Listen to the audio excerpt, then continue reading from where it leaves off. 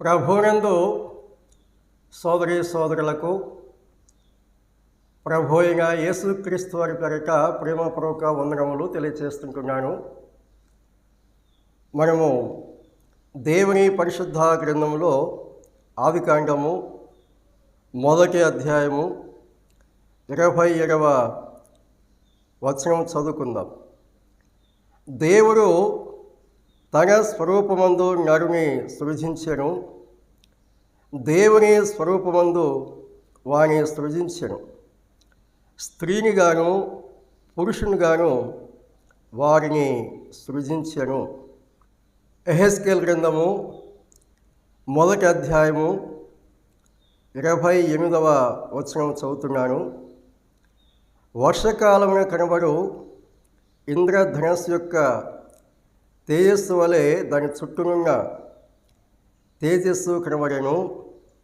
ఇది యెహోవా ప్రభావ స్వరూప దర్శనము. నేను చూచి సాగిలపడగా నాతో మాట్లాడు ఒకరి స్వరము నాకు వినబడెను. ఇది యెహోవా ప్రభావ స్వరూప దర్శనము.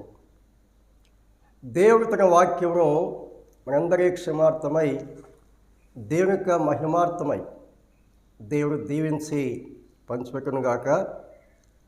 ప్రభువునందు సోదరి సోదరులారా, మనం దేవుని పరిశుద్ధ గ్రంథంలో దేవుని స్వరూపములు అనే అంశము ధ్యానం చేస్తూ వస్తున్నాం. ఆదికాండము 1వ అధ్యాయము 26, 27 వచనాల్లో దేవుడు తెలియజేసిన సంగతి, దేవుడు తన స్వరూపమందు నరుని సృజించెను అనే వాక్యమును చదువుకుంటుండగా, దేవుడు ఏ స్వరూపమును కలిగి ఉన్నారు, మానవునికి ఏ స్వరూపమును దయచేశారు అనే సంగతులు మనము దేవుని లేఖన ఆధారంగా ధ్యానం చేసుకుంటూ వస్తున్నాం. ఈ దినము మనము చదువుకున్నటువంటి వాక్య భాగంలో యెహోవా ప్రభావ స్వరూప దర్శనము అని మనం చూస్తున్నాం కదా. అనగా దేవుని యొక్క స్వరూపములలో ఒక స్వరూపము ప్రభావ స్వరూపము. దేవుడు మానవుని తన స్వరూపంలో సృజించాడు అనగా ప్రభావ స్వరూపము మానవులకు దయచేశాడు అనే సంగతి ఈ వాక్యము ద్వారా దేవుడు మనకు తెలియపరుస్తుంటున్నాడు. ప్రభావ స్వరూపం అనగా మానవుని ప్రభావం గలవానిగా సృజించాడు. ప్రభావం లేనివానిగా కాదు, ప్రభావం గలవానిగా సృష్టించాడు అని దేవుని యొక్క గ్రంథములో మనము చదువుకుంటున్నాం. మానవుని దేవుడు కలుగ చేసిన విధానం మనం ఆలోచన చేసినప్పుడు, దేవుడు ఏ స్వరూపమును కలిగి ఉన్నాడో ఆ స్వరూపములు మానవునికి దయచేశాడు. మానవుని దేవుడు ఎంత ఉన్నతంగా సృజించాడో ఈ లేఖనాలను బట్టి మనం గ్రహించవచ్చు. ఏదో ఒక ఆట బొమ్మగా చేసి ఆ మనిషితో దేవుడు ఆడుకోవాలి అని కోరుకోలేదు.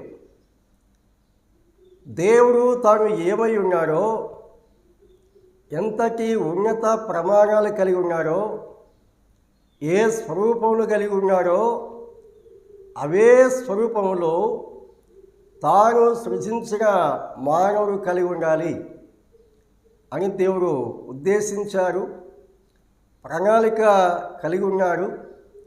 ఆ రీతిగానే దేవుడు మానవులను సృజించాడు అనే సత్యము దేవుని యొక్క వాక్యంలో మనం చూస్తున్నాం.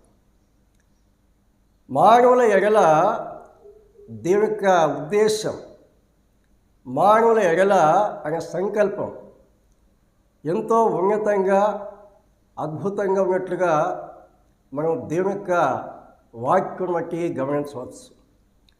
మనము దేవుని స్వరూపమై ఉన్నాము అని పౌలు తన వర్తమానాల్లో అందించినట్లుగా కూడా మనం చదవచ్చు. మనము దేవుని స్వరూపం కలిగిన వారు కాబట్టి దైవ స్వరూపం కలవారు. మానవుడంటే సామాన్యుడు కాదు. ఈ శరీరము మట్టి ద్వారా నిర్మాణం చేయబడిన ఈ మట్టి శరీరంలో దేవుడు మహిమైశ్వర్యం ఉంచారని చెప్పారే, ఆ దైవ స్వరూపాలు ఈ మట్టి దేహంలో దేవుడు ఉంచారనే సంగతి దేవుని యొక్క గ్రంథములో తేటగా మనము గమనిస్తున్నాం. ఈ సమయంలో దేవుని యొక్క ప్రభావం ఏ రీతిగా ఉన్నది అనే సంగతులు దేవుని వాక్య ఆధారంగా మనం ధ్యానం చేద్దాం. కీర్తనలు 8వ కీర్తన 3, 4, 5 వాక్యాలు చదువుకుందాము. నీ చేతి పని అయిన నీ ఆకాశములను నీవు కలుగజేసిన చంద్ర నక్షత్రములను నేను చూడగా, నీవు మనుషుని జ్ఞాపకము చేసుకున్నటకు వాడు ఏ పాటు వాడు, నీవు నరపుత్రుని దర్శించటకు వాడు ఏ పాటు వాడు, దేవుని కంటే వారిని కొంచెము తక్కువ వారిగా చేస్తున్నావు, మహిమ ప్రభావములతో వారికి కిరీటము ధరింపచేస్తున్నావు, నీ చేతి పనుల మీద వారికి అధికారం ఇచ్చున్నావు. కీర్తనల గ్రంథంలో మనము చదివిన వాక్య భాగం సామాన్యంగా ఆలోచన చేస్తే ఆదామును గురించి ఈ సంగతులు రాయబడి ఉన్నవి అని భావించే అవకాశం ఉన్నది. ఒక విధముగా అక్కడ ఆదామును గురించి వ్రాయబడినట్లుగా కనిపించినా, కొద్దిగా మనము దేవుని యొక్క వాక్యము అనగా ఇతర లేఖనాలను అనుసరించి ఆలోచన చేసినప్పుడు అక్కడ చెప్పిన విషయాలు ప్రభు యేసుక్రీస్తు వారి గురించి చెప్పబడి ఉన్నవి అని మనం గ్రహింపగలం. హెబ్రీ పత్రిక 2వ అధ్యాయంలో మనం 5 నుండి చదువుకున్నప్పుడు, మనము మాట్లాడుతున్న ఆ రాబో లోకమును ఆయన దూతలకు లోబరచలేదు.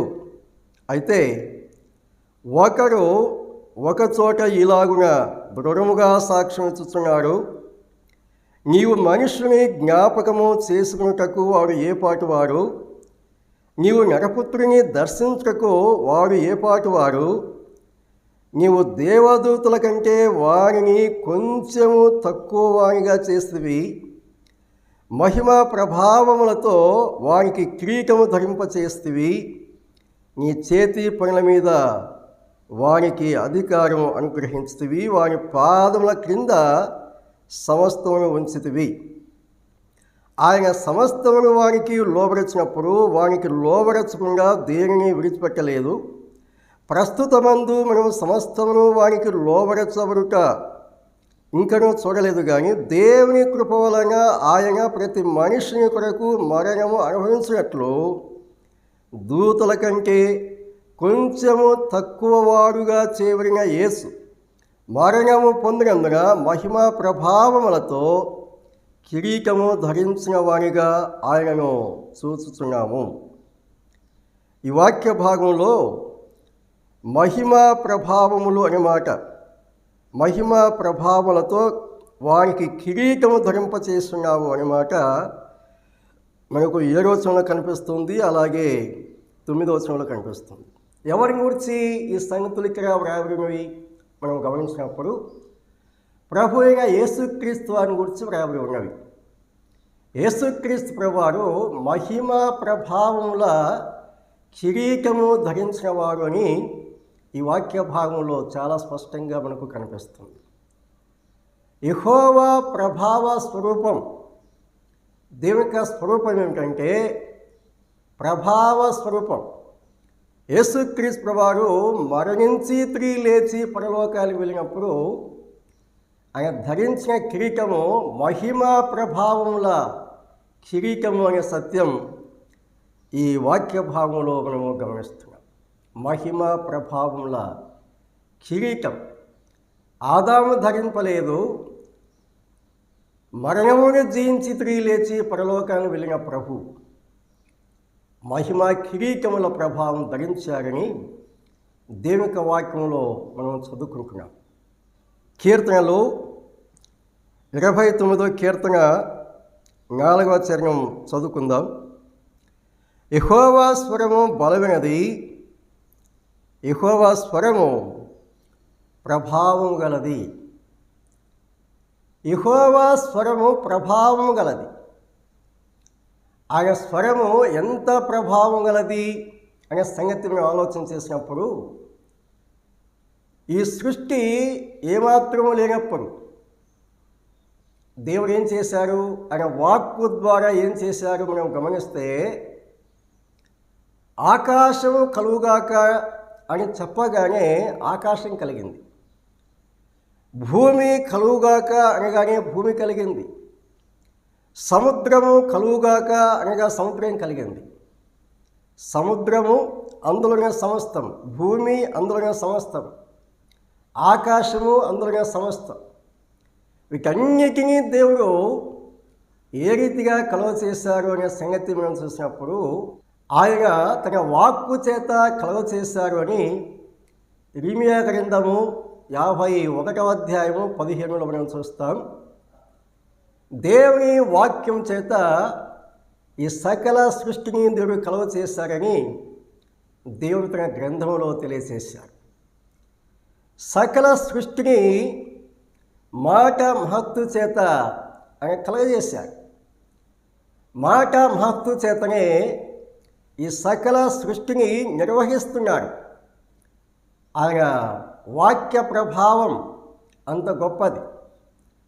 అంత మాత్రమే కాదు, చెడిపోయి నశించిన మానవుల యొక్క జీవితాలను మార్చగలిగినది ఏమిటి ఆలోచన చేసినప్పుడు, దేవుని యొక్క వాక్యం, దేవుని యొక్క స్వరం అన్ని తరాలలో దేవుని తన వాక్యం చేత మానవులను ఏ రీతిగా మార్చివేస్తున్నాడో, ఆ చెడు మార్గం నుండి, చెడు జీవితం నుండి, ఆ చెడు జీవిత ప్రభావం, దేవుని యొక్క తీర్పు నిత్యాగ్ని నుండి మానవుని విడిపించేది, సన్మార్గంలో నడిపించేది, దైవ మార్గంలో నడిపించి నిత్య జీవానికి నడిపించేది ఏమిటంటే దేవుని యొక్క వాక్యము. దేవుని యొక్క వాక్యం, దేవుని యొక్క గ్రంథము ఎంత గొప్పది మనం గమనిస్తే, ఈ గ్రంథము కోట్లాది ప్రజల జీవితాలను మార్చివేసినది, త్రాగుబోతులను మార్చివేసినది, హంతకులను మార్చివేసినది, జూదరులను మార్చివేసినది, బలత్కారులను మార్చివేసినది, అక్రమ జీవితాలు జీవించే వారిని మార్చివేసినది, నరమాంస భక్షకులను మార్చివేసినది, నరక వారసులను మార్చివేసినది, పరలోక వారసులుగా చేసినది. జీవము గల దేవుని యొక్క వాక్యం, ప్రభావం గల వాక్యం, దేవుని యొక్క వాక్కులో శక్తి ఉన్నది అనే సంగతులు మనం దేవుని యొక్క గ్రంథంలో చూస్తున్నాం. కేవలము చదువుకోవడం కాదు, మానవ జీవితాల్లో ఆ స్వరం యొక్క ప్రభావం, తద్వారా మార్పు చెందిన వారు కోకొలలుగా మనకు కనిపిస్తారు. నా జీవితంలో మార్చిన వారు దేవుని శక్తి గల వాక్యం ద్వారా, ప్రభావం గల వాక్యం ద్వారా నా జీవితంలో మార్చిన వారు, అది నాకు తెలుసు. యేసుక్రీస్తు విశ్వాసం ఉంచిన వారిని అడగండి. స్వార్థ ద్వారా యేసుక్రీస్తు వారి శిలువ స్వార్థ విని దేవుని ఆత్మచేత ఒప్పించబడిన వారిని అడగండి. వారి జీవితాల్లో ఏ రీతిగా మార్పు కలిగింది అనే సంగతి మనం చూడవచ్చు. పతితలను పావనులుగా మార్చిన వాక్యం ఏది, శక్తి ఏది? దేవుని యొక్క వాక్యం కాదా? ఆలోచన చేయాలి. దేవుని వాక్య ప్రభావం చాలా గొప్పది. అపోస్తలుల కార్యములు 19వ అధ్యాయం 17 నుండి చదువుతున్నాను. ఈ సంగతి ఎఫెసులో కాపురంగా సమస్తమైన యూదులకును గ్రీసు దేశస్థులకును తెలియవచ్చినప్పుడు వారికి అందరికీ భయం కలిగిన గనుక ప్రభువైన యేసు నామము కనపరచబడెను. విశ్వసించిన వారు అనేకులు వచ్చి తాము చేసిన వాటిని తెలియచేసి ఒప్పుకున్నది. మరియు మాంత్రిక విద్య అభ్యసించిన వారు అనేకులు తమ పుస్తకములు తెచ్చి అందరి ఎదుట వాటిని కాల్చివేసి వారి లెక్క చూడగా వాటి వేల 70,000 వెండి రూపాయలను.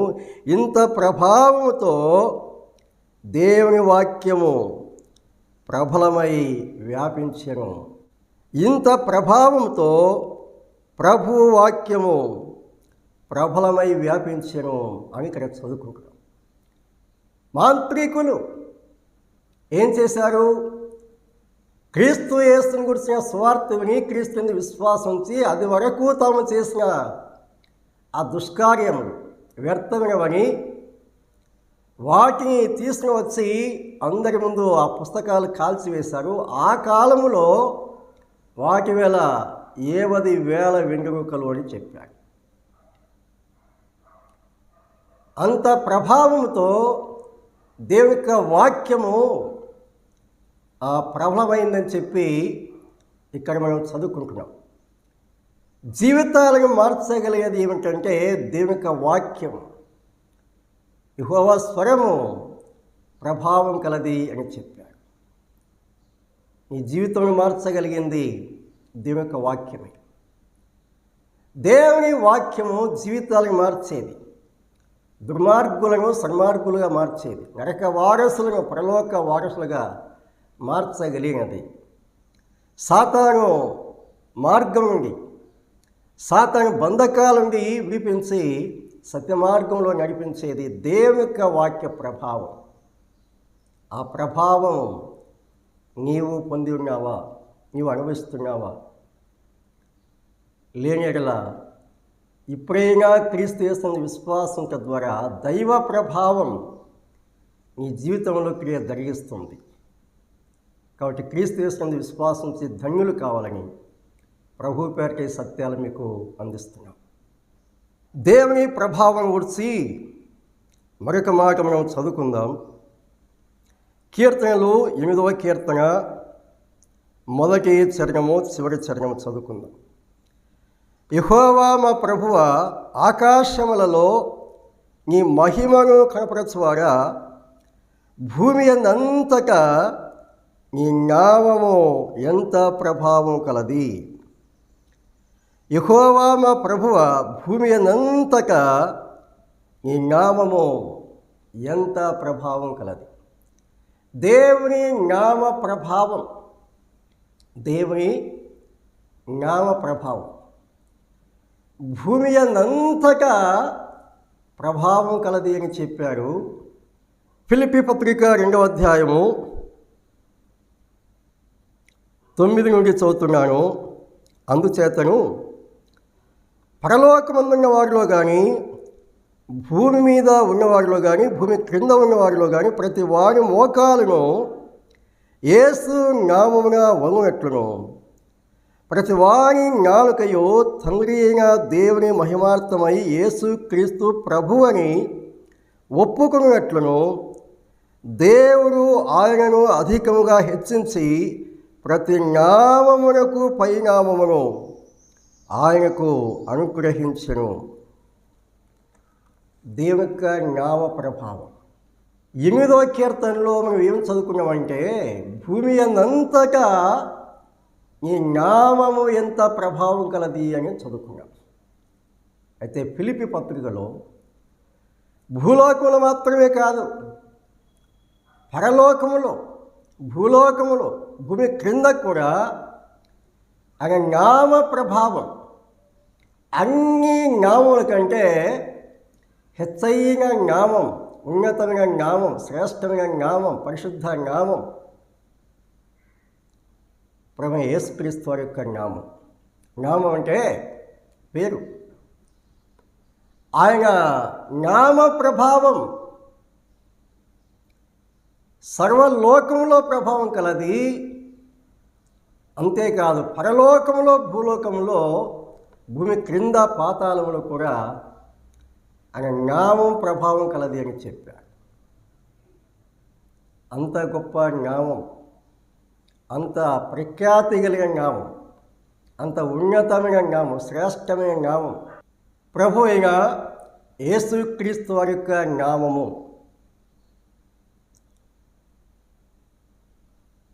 తరువాత దేవుని రాజ్య ప్రభావం చూద్దాం.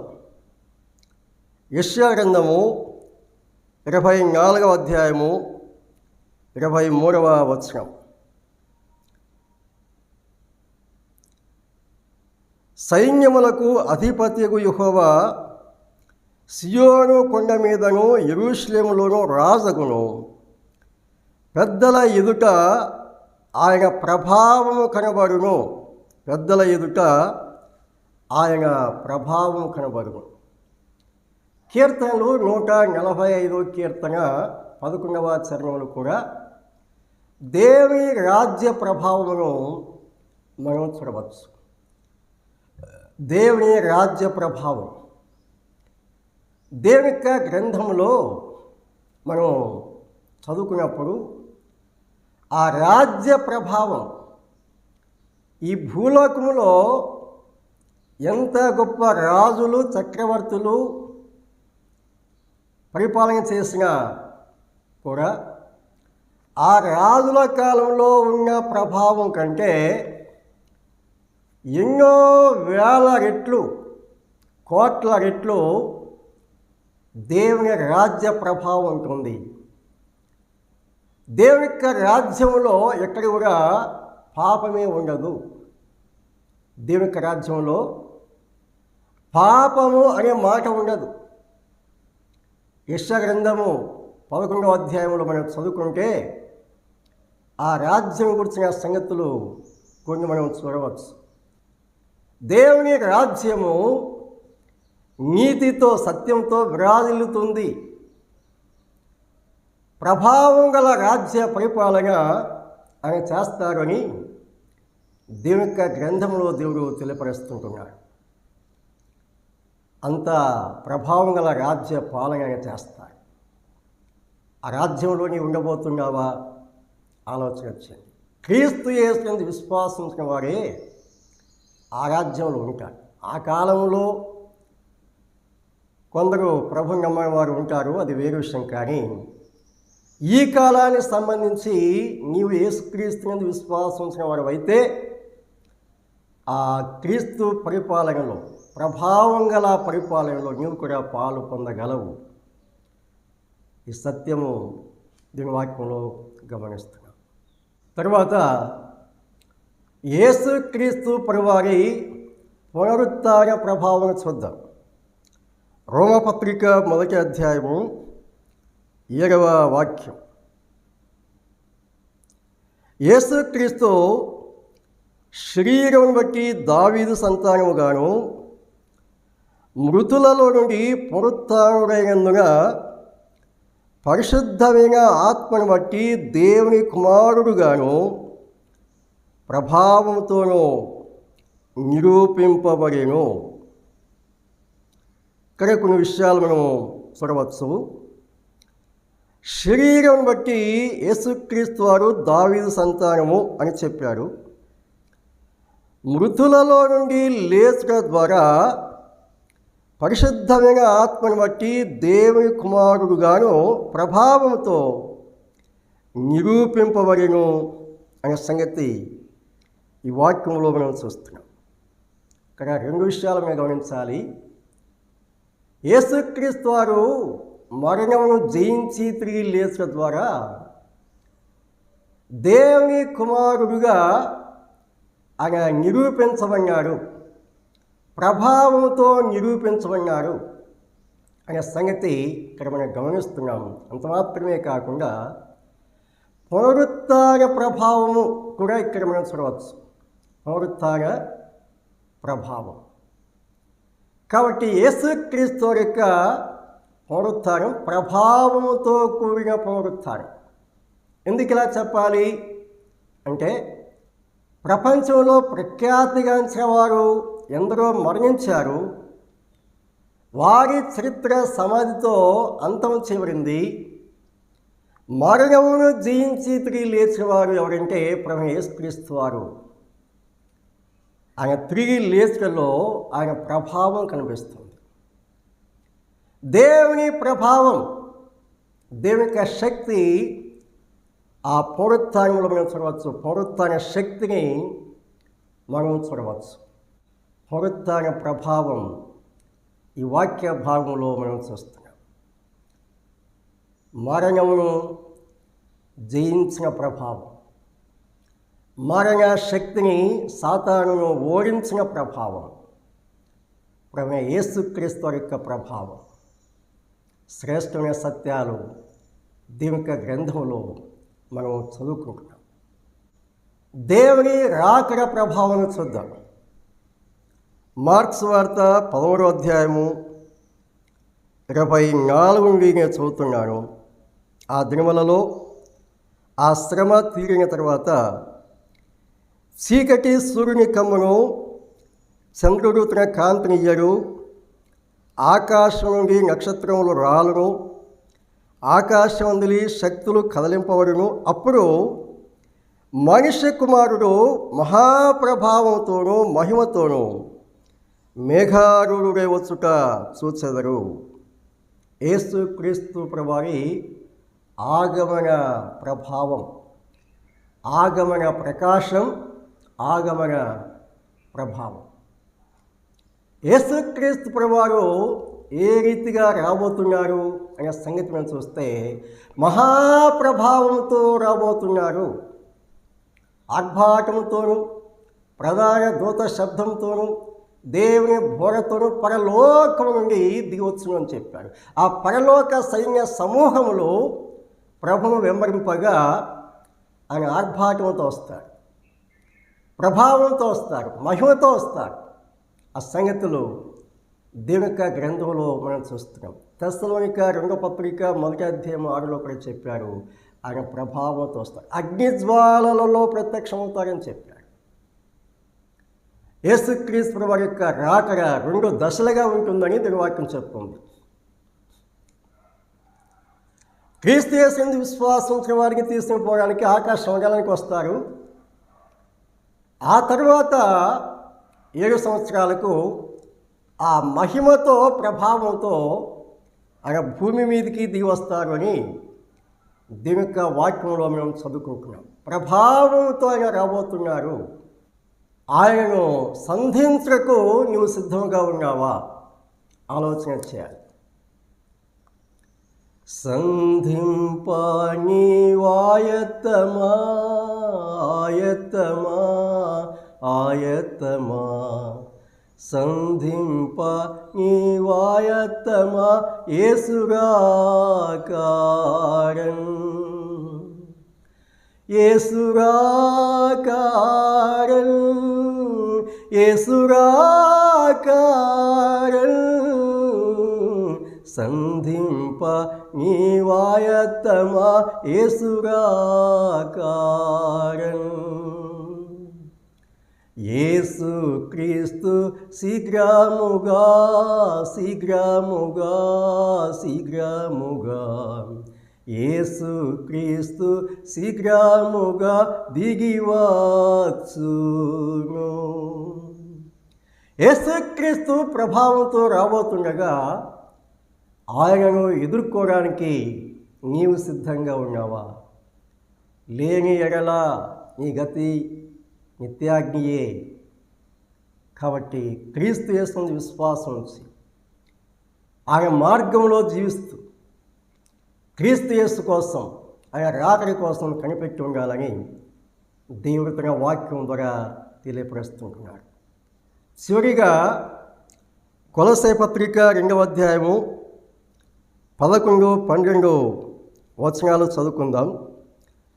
మీరును క్రీస్తు సున్నతి యందు శరీరేచ్ఛలతో కూడిన స్వభావం విసర్జించి ఆయన యందు చేతులతో చేయబడిన సున్నతి పొందుతురి.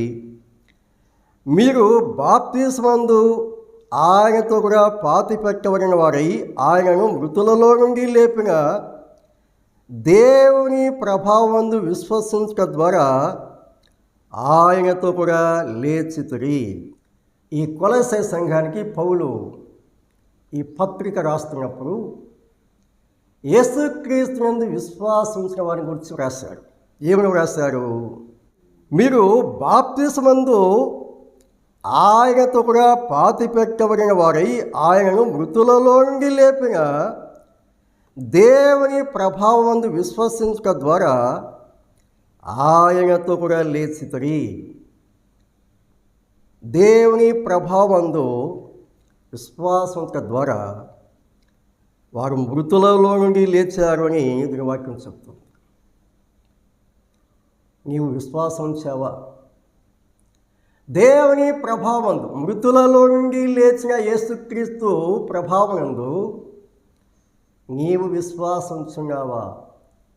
ఇంకా విశ్వాసం ఉంచగల ఇప్పుడైనా దేవుడు నీకు అవకాశం కలిగిస్తుండగా ఈ క్షణమందైనా యేసుక్రీస్తు పునరుత్థాన ప్రభావం విశ్వాసం ఉంచి మృతులలో నుండి లేపబడి నిత్యజీవం పొందాలని దేవుడు ప్రేమపూర్వకంగా ఈ సత్యాలు తెలియచేస్తున్నాడు. దేవుడు మానవుని సృజించినప్పుడు దేవుని యొక్క స్వరూపములు మానవునికి దయచేశారు. ఆదమనందు కోల్పోయిన ఆ స్వరూపాలు ఈ క్రీస్తు ద్వారా మనకు దయచేస్తున్నారు. మనం సంతోషిస్తూ ప్రభువుని సేవిస్తాం, ఆయనను మహిమపరుద్దాం, ఆయనను ఘనపరుస్తాం. దేవుడు తన వాక్యమును మనందరి క్షమార్థమై దేవుని మహిమార్థమై దీవించునుగాక. ప్రభు పేరిట అందరికీ ప్రేమపూర్వక వందనములు తెలియజేస్తుంటున్నాను.